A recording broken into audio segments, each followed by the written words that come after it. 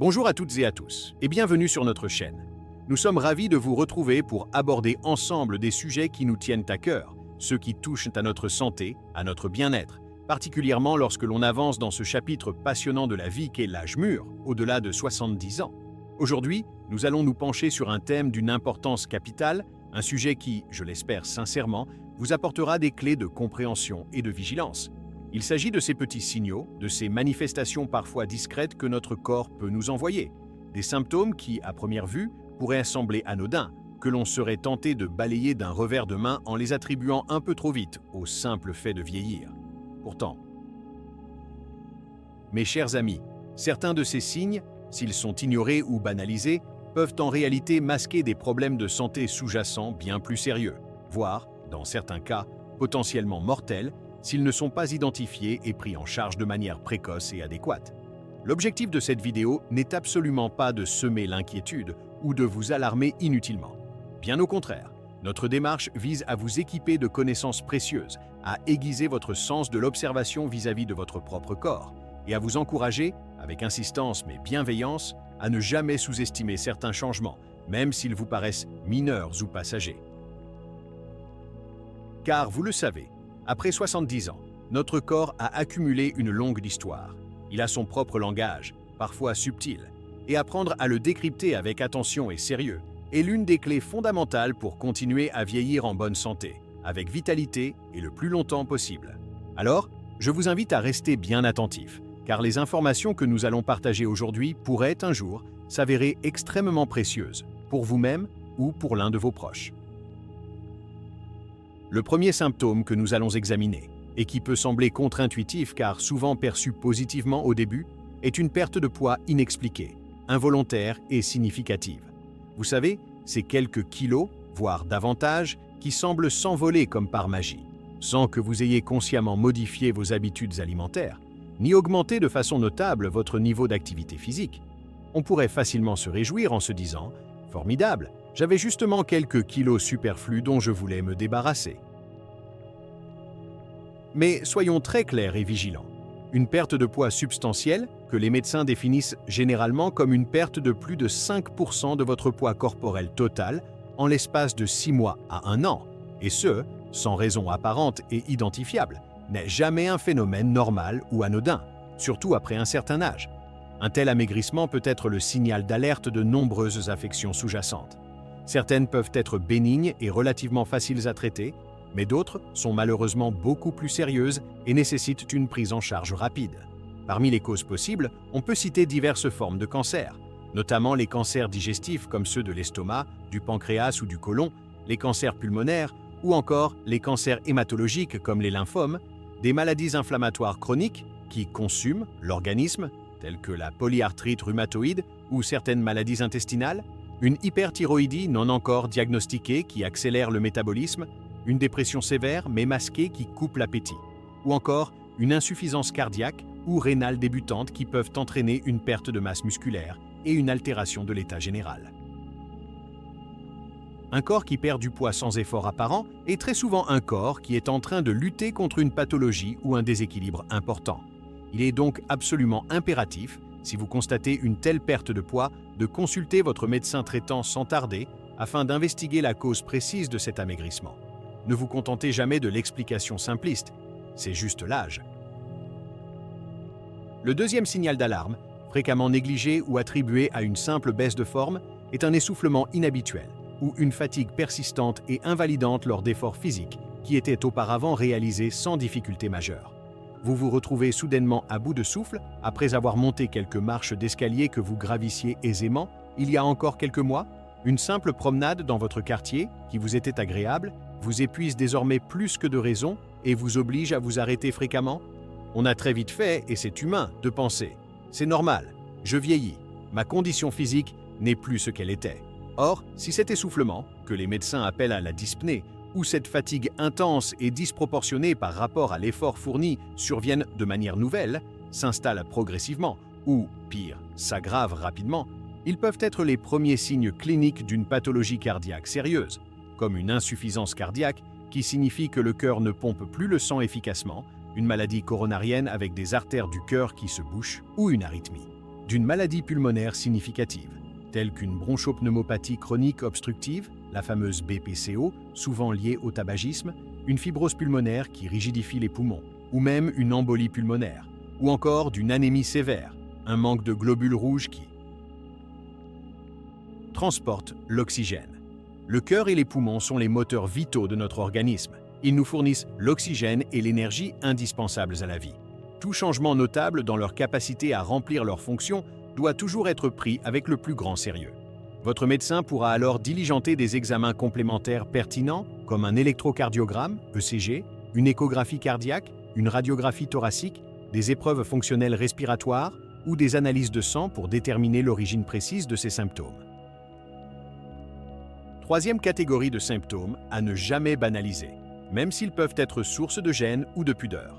Des changements soudains, inexpliqués et persistants dans vos habitudes intestinales ou urinaires. Cela peut se manifester par exemple par l'apparition d'une constipation opiniâtre, rebelle aux traitements habituels, qui s'installe brutalement alors que votre transit intestinal était auparavant régulier, ou, à l'inverse, par des épisodes de diarrhée qui persistent pendant plusieurs jours ou semaines sans cause infectieuse évidente. De même, des difficultés à uriner, un jet faible, la nécessité de pousser, un besoin impérieux et fréquent d'aller aux toilettes, ce qu'on appelle la pollacurie, surtout si cela vous réveille plusieurs fois la nuit, nicturie, la présence visible de sang dans les urines, hématurie, ou dans les selles, rectorragie ou méléna si le sang est digéré et noir, ou encore l'apparition récente d'une incontinence urinaire ou fécale doivent impérativement vous amener à consulter votre médecin. On peut bien sûr penser en premier lieu à des causes bénignes comme des hémorroïdes, une fissure anale, une simple infection urinaire ou une hypertrophie bénigne de la prostate chez l'homme.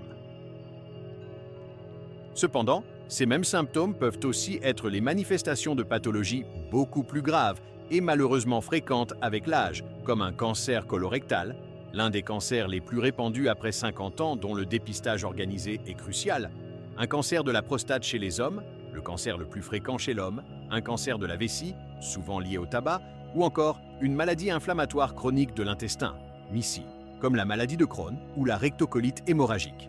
Il est essentiel de se rappeler que le dépistage précoce de ces maladies augmente considérablement les chances de guérison et la qualité de vie. N'ayez donc aucune gêne, aucune honte à aborder ces sujets, même s'ils vous semblent intimes ou tabous, avec votre médecin traitant. Il est là pour vous écouter et vous aider. Quatrième signe qui mérite une vigilance toute particulière et une investigation médicale si sa cause n'est pas évidente. L'apparition ou la modification notable d'une douleur persistante, inexpliquée, et qui résiste aux traitements antalgiques simples. Une douleur qui s'installe progressivement ou brutalement, qui ne cède pas ou peu avec la prise de paracétamol ou d'anti-inflammatoires non stéroïdiens que vous avez l'habitude de prendre, une douleur qui vous réveille la nuit et perturbe votre sommeil, ou encore une douleur qui change de caractère au fil du temps. Par exemple, une douleur initialement sourde et diffuse qui devient aiguë, lancinante, électrique ou pulsatile, ne doit jamais être ignorée ou considérée comme une simple fatalité. Liée à l'âge, on pense souvent, et à juste titre, à de l'arthrose, qui est une pathologie dégénérative des articulations extrêmement fréquente avec l'avancée en âge. Et c'est vrai que l'arthrose peut être très douloureuse.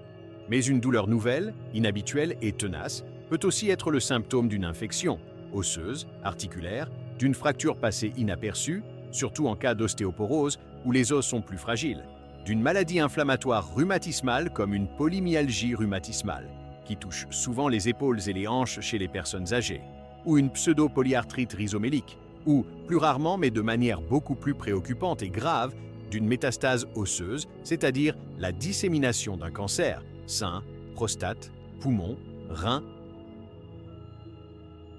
au niveau des os. Une douleur, quelle qu'elle soit, n'est jamais normale. Elle est toujours un signal d'alarme que votre corps vous envoie pour indiquer que quelque chose ne va pas. Essayez de localiser précisément cette douleur, de décrire son intensité sur une échelle, son type, brûlure, coup de poignard, serrement. Les moments où elle survient ou s'aggrave et ce qui la soulage ou l'accentue aidera considérablement votre médecin à orienter son diagnostic et à vous proposer les examens et le traitement les plus adaptés. Cinquième groupe de symptômes, souvent plus subtils à leur début et parfois mis à tort sur le compte exclusif du vieillissement normal. Des troubles de la mémoire, des difficultés de concentration, des changements d'humeur ou de personnalité qui sortent de l'ordinaire et qui ont un retentissement sur votre vie quotidienne. Oubliez occasionnellement où l'on a posé ces clés, le nom d'une connaissance lointaine ou un mot que l'on a sur le bout de la langue, cela arrive à tout le monde, à tout âge. Mais si les oublis deviennent très fréquents, s'ils concernent des informations importantes ou récentes, et s'ils commencent à impacter de manière significative votre autonomie et votre fonctionnement au quotidien, comme oublier des rendez-vous importants de manière répétée, ne plus reconnaître des proches, se perdre dans des lieux pourtant familiers, avoir du mal à gérer son budget ou ses médicaments, il faut s'en inquiéter. De même, si vous constatez que vous avez de plus en plus de mal à suivre une conversation complexe, à vous concentrer sur une tâche, à prendre des décisions simples qui vous paraissaient évidentes auparavant, ou si votre entourage, conjoint, enfant, amis, remarque des changements importants et durables dans votre humeur, plus d'irritabilité inexpliquée, une tristesse persistante, une grande anxiété, votre comportement, un repli sur soi, une perte d'intérêt pour des activités autrefois appréciées, une agitation inhabituelle, ou votre personnalité, vous devenez méfiant, désinhibé ou au contraire très apathique. Il est absolument crucial de ne pas mettre cela uniquement et simplement sur le compte de la vieillesse normale. Ces signes peuvent être les prémices d'une maladie neurodégénérative comme la maladie d'Alzheimer, la cause la plus fréquente de démence, ou une autre forme de trouble neurocognitif majeur, démence vasculaire, démence à corps de Lewy, etc. Mais ils peuvent aussi être la manifestation d'une dépression, très fréquente chez les personnes âgées et souvent sous-diagnostiquées, d'une carence vitaminique importante, notamment en vitamine B12 ou en folate, d'un trouble de la thyroïde, hypothyroïdie, ou même d'effets secondaires indésirables de certains médicaments que vous prenez. Un diagnostic précoce et précis de la cause de ces troubles est essentiel, car il permet, dans de nombreux cas, une meilleure prise en charge, un ralentissement de l'évolution de certaines de ces pathologies et une amélioration de la qualité de vie pour vous et pour vos proches. Sixième signal d'alarme, qui concerne la sphère digestive haute et qui ne doit jamais être sous-estimé. L'apparition de difficultés à avaler, ce que les médecins appellent la dysphagie, ou une sensation persistante et désagréable de quelque chose qui coince, ou qui bloque dans la gorge ou au niveau de l'œsophage lors de la déglutition. Si le simple fait de manger ou de boire devient difficile, douloureux ou angoissant, si vous toussez fréquemment ou vous étouffez en avalant, si vous avez l'impression que les aliments, solides ou même parfois liquides, restent bloqués dans votre gorge ou derrière votre sternum, ou si vous ressentez une douleur vive en déglutissant, odynophagie, ce n'est absolument pas anodin et cela nécessite une consultation médicale. On peut bien sûr penser en premier lieu à un simple reflux gastro-œsophagien, RGO, qui irrite l'œsophage, ou à une pharyngite. Mais ces symptômes peuvent aussi être le signe d'un trouble moteur de l'œsophage, comme l'achalasie, d'un rétrécissement de l'œsophage, une sténose qui peut être bénigne ou maligne, de la présence d'un diverticule de Zenker, ou, dans les cas les plus sérieux et les plus redoutés, d'un cancer de l'œsophage ou d'un cancer de la sphère ORL, gorge, larynx. Ces cancers, s'ils sont détectés à un stade précoce, ont un bien meilleur pronostic et des chances de guérison plus importantes. Ne laissez donc jamais ce type de gêne ou de difficulté à avaler s'installer durablement sans en parler rapidement à votre médecin traitant. Celui-ci pourra, si besoin, vous orienter vers un gastro-entérologue pour une endoscopie digestive haute, fibroscopie, ou vers un médecin ORL pour un examen plus approfondi. Septième symptôme qui doit impérativement attirer votre attention et vous conduire à consulter un spécialiste. Des changements au niveau de votre peau, notamment l'apparition nouvelle ou la modification rapide et suspecte d'un grain de beauté existant ou d'une autre lésion cutanée. Avec l'âge, il est normal que la peau change. C'est un fait inéluctable. Des taches brunes dites de vieillesse, l'antigo solaire, apparaissent. La peau a tendance à devenir plus fine, plus sèche et moins élastique. Mais si vous remarquez l'apparition d'un nouveau grain de beauté qui se développe rapidement en quelques semaines ou mois, ou si un grain de beauté que vous aviez depuis longtemps se met soudainement à changer de forme, il devient asymétrique, de taille, il grossit, de couleur, il devient plus foncé, plus clair, ou présente plusieurs couleurs. Si ces bords deviennent irréguliers, s'il se met à saigner spontanément, à suinter ou à vous démanger intensément, il est absolument impératif de le montrer à un dermatologue sans aucun délai. De même, une petite plaie sur la peau qui ne cicatrise pas malgré les soins locaux pendant plusieurs semaines, une croûte qui persiste et revient sans cesse au même endroit, ou une zone de peau qui devient rugueuse, squameuse et qui s'épaissit progressivement peuvent être des signes de cancer de la peau. Les plus fréquents sont le carcinome basocellulaire, le plus courant et le moins agressif, mais qui peut être localement destructeur, et le carcinome épidermoïde, ou spinocellulaire, qui peut parfois donner des métastases. Le plus redoutable est le mélanome, un cancer qui peut se développer à partir d'un grain de beauté ou sur une peau saine, et qui peut être très agressif s'il n'est pas détecté et traité très tôt. L'exposition solaire cumulée tout au long de la vie est le principal facteur de risque de ces cancers cutanés. Un auto-examen régulier de votre peau, en utilisant la règle ABCDE pour les grains de beauté. Asymétrie, bords irréguliers, couleur non homogène, diamètre supérieur à 6 mm, évolution, et une consultation annuelle de contrôle chez votre dermatologue sont d'excellentes habitudes à prendre pour prévenir ou détecter au plus tôt ces pathologies. Et enfin, notre 8e et dernier symptôme, qui est souvent lié à un sentiment de malaise général, d'insécurité, et qui peut avoir des conséquences graves, des étourdissements fréquents, des vertiges caractérisés ou des pertes d'équilibre inexpliquées, surtout si ces troubles s'accompagnent de chutes ou de quasi-chutes. Se sentir parfois un peu vaseux, avoir la tête qui tourne légèrement en se levant trop vite, cela peut arriver occasionnellement et n'est pas forcément inquiétant. Mais si les sensations de tête qui tourne, de flottement, d'instabilité ou de véritable rotation de l'environnement autour de vous, ce qu'on appelle les vertiges vrais, deviennent fréquentes, si vous perdez l'équilibre facilement en marchant ou en changeant de position, ou si vous avez malheureusement fait une ou plusieurs chutes récentes sans cause évidente et externe, comme un tapis sur lequel vous auriez clairement trébuché ou un sol glissant, il est alors indispensable d'investiguer pour en trouver la cause.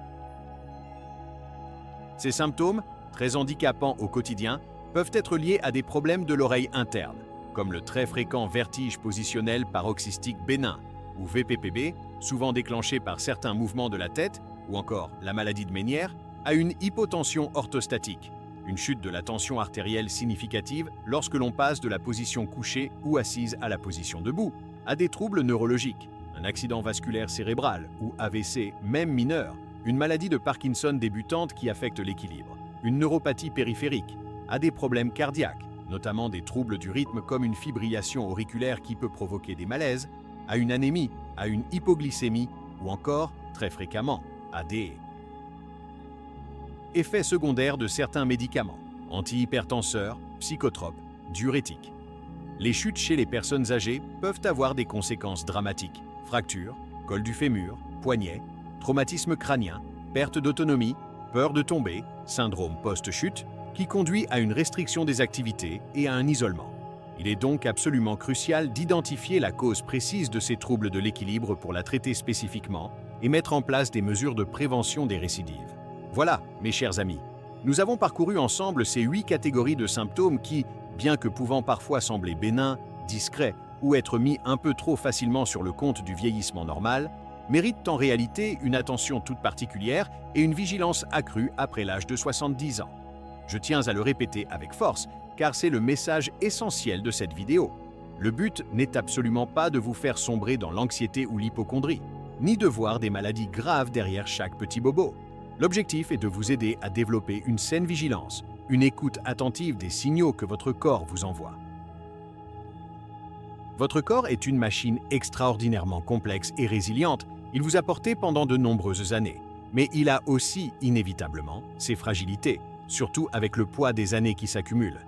Être à l'écoute attentive de ces signaux, ne pas hésiter une seule seconde à consulter votre médecin traitant en cas de doute, de symptômes nouveaux ou persistants, c'est la meilleure façon de prendre soin de vous. C'est vous donner toutes les chances de continuer à profiter pleinement de la vie, le plus longtemps possible et dans les meilleures conditions de santé et d'autonomie possibles. N'oubliez jamais que votre médecin traitant est votre interlocuteur privilégié, votre meilleur allié pour interpréter correctement ces symptômes, pour vous rassurer si nécessaire, ou pour vous orienter vers les examens et les spécialistes adéquats si une investigation plus poussée s'avère justifiée. Prenez grand soin de vous, soyez attentifs et bienveillants envers votre corps. Et n'hésitez surtout pas à partager cette vidéo si vous pensez qu'elle peut être utile à d'autres personnes de votre entourage. À très bientôt pour d'autres conseils et informations dédiés à votre santé et à votre bien-être.